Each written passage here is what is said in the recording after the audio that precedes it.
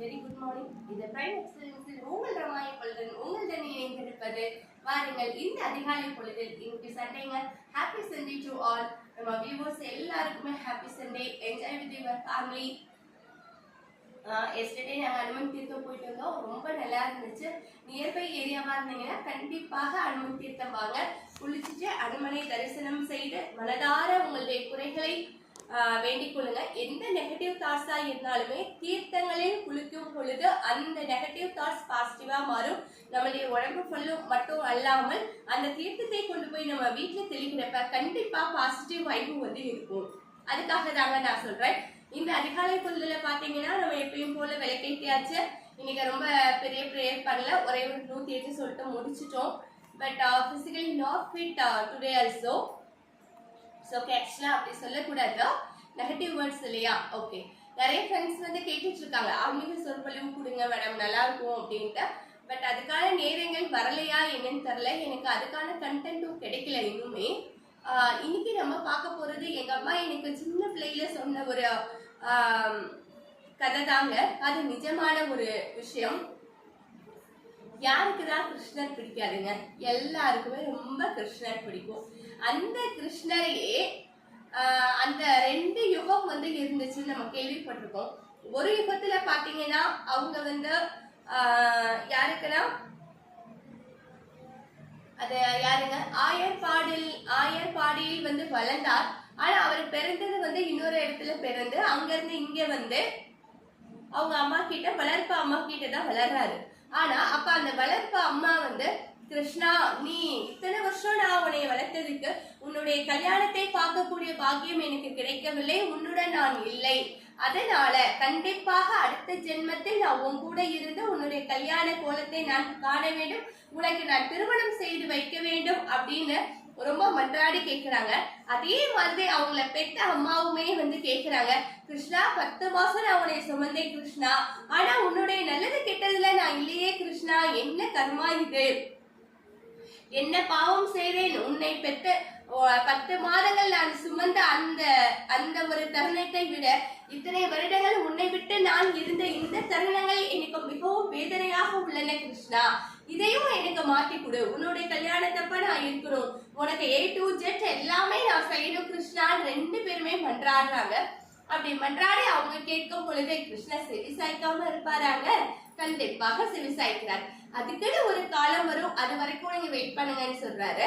அதே மாதிரி அதுக்குரிய காலங்கள் வருகின்றது.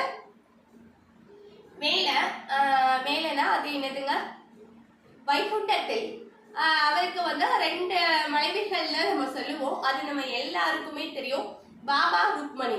அவங்க 2 பேருக்குமே சேரவே சேராதுங்க. அவங்க அங்க இருப்பாங்க, இவங்க வந்து இங்க இருப்பாங்க. லைக் அது மாதிரி தான் போய்கிட்டு இருக்கு. அப்படி இருக்கிறப்ப பாபா ருக்மணி அவங்க 2 பேருக்கும் ஒரு ஆசை, எனக்கு வந்து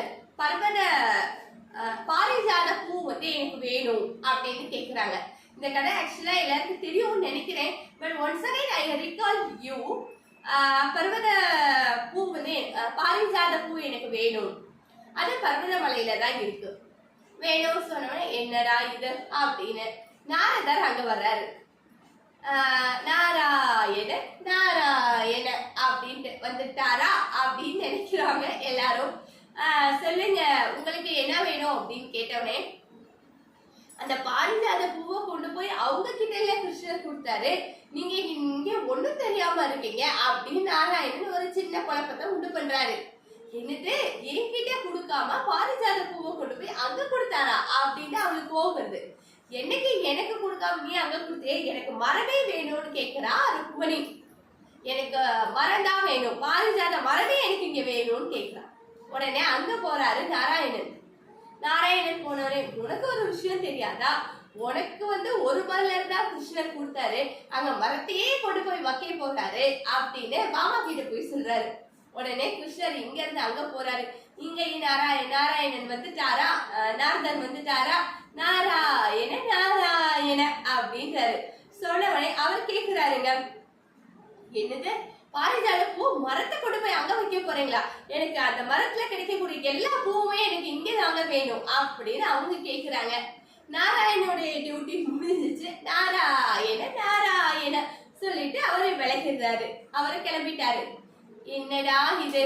அது கிருஷ்ணருடைய லீலை. அதாவது ஆசைப்படணுங்க. நம்மளுடைய ஆசை எந்த அளவிற்கு இருக்க வேண்டும், எதன் மேல் இருக்கிறது என்பது நமக்கு நன்றாக தெளிவாக தெளிந்த மனதுடன் தெளிந்த சிந்தனையுடன் நாம் இருந்தால் மட்டுமே அந்த ஆசை நமக்கு நிறைவேறும் அப்படின்றதுக்கு ஒரு பெரிய உதாரணம் தாங்க இந்த இதிகாசத்தில் வரக்கூடிய இந்த ஒரு விஷயம் நான் சொல்லுவேன். என்னன்னு பாத்தீங்கன்னா, அப்புறம் போனவனே நீ கேட்ட மாதிரி மரமே உன்கிட்ட நான் வச்சுட்டேன். மரத்தை கொண்டு போய் ருக்மணி வீட்டுல நட்டாரு அந்தப்புறத்துல. 2 பேருக்கும் அந்தப்புறத்துக்கு என்னங்க இருக்க போது, ஒரே ஒரு சிவருதான். உடனே இங்க சொல்றாரு, மாமா நீ கேட்ட மாதிரி அந்த மரத்துல பூக்கக்கூடிய எல்லா பூக்களுமே உனக்குதான்னு அங்க சொல்லிடுறாரு. கிருஷ்ணர் எஸ்கேப் ஆயிடுறாரு. இது கிருஷ்ணருடைய லீலைங்க. நல்லா யோசித்து பாருங்க. இவ கேட்டது என்னமோ மரம்தான், அவ கேட்டது என்னமோ பூதான். சோ மரத்தை வச்சு அதை தண்ணி ஊத்தி அதை நல்லா பாதுகாத்து வளர்க்கக்கூடியவள் அவள். அதற்குரிய பலன்களை அனுபவிக்க கூடியவள் பாமா. சோ இதுதாங்க மனிதர்கள் நாம் தெரிந்து கொள்ள வேண்டிய விஷயம் என்னவென்றால், நாம் எதன் மேல் பற்று கொள்கிறோமோ அந்த பற்று நியாயமான பற்றாக உள்ளதா, அதுதான் நமக்கு வேணுமா.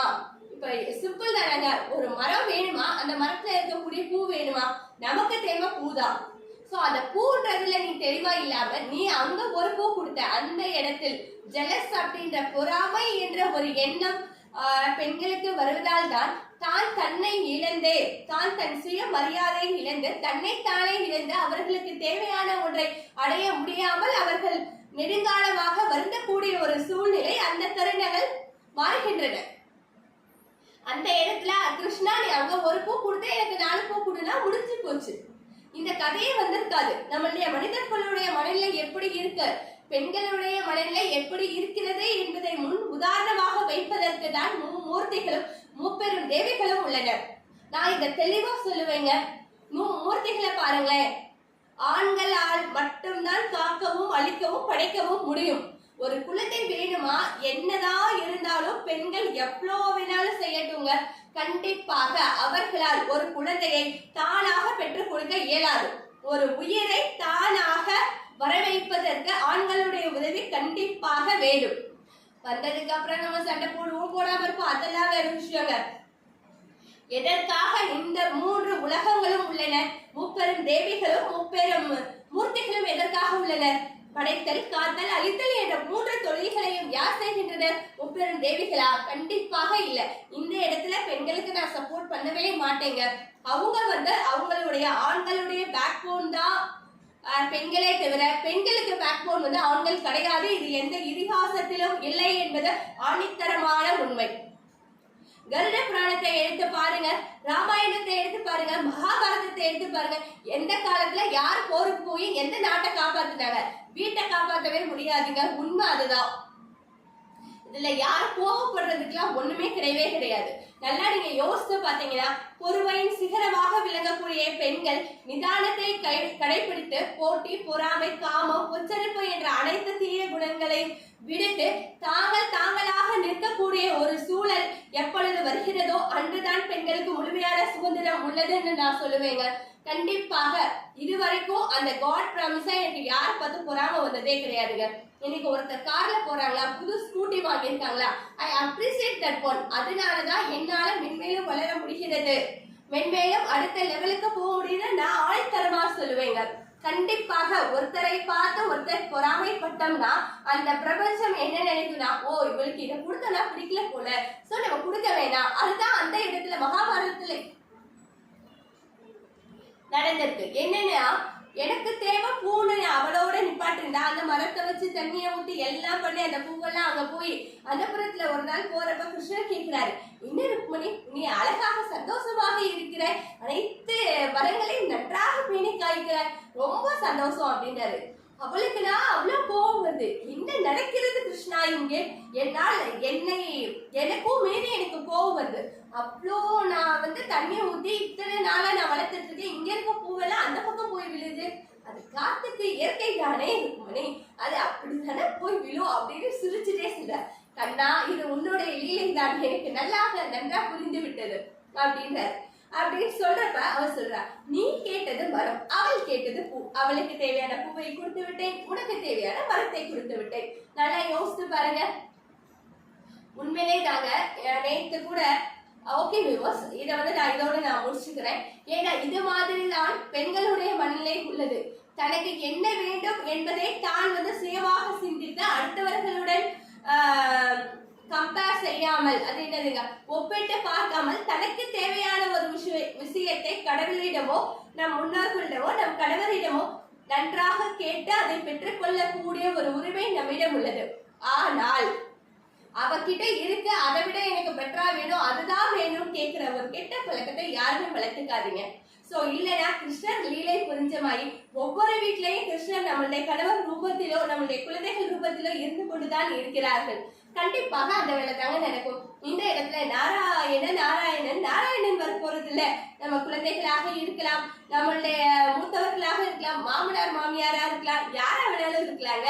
சோ கண்டிப்பாக உங்களுக்கு எது தேவை என்பதை நீங்கள் நிதானமாக ஆழ்ந்து சிந்தித்து பல தடவை நன்றாக யோசித்து plan is pre-plant is very good successful ஆகும். உங்களுடைய ஆக்ஷன், உங்களுடைய செயல்கள், பெர்ஃபார்மன்ஸ் ரொம்ப சக்சஸ் ஆகணும்னா கண்டிப்பாக நீங்க ப்ரீ-பிளான் பண்ணுங்க. So best of luck. Bye viewers, have a nice day. இது உங்கள் ரமா இப்பொழுது உங்களுடன் இணைந்திருப்பது இந்த பிரைம் எக்ஸலன்ஸின்.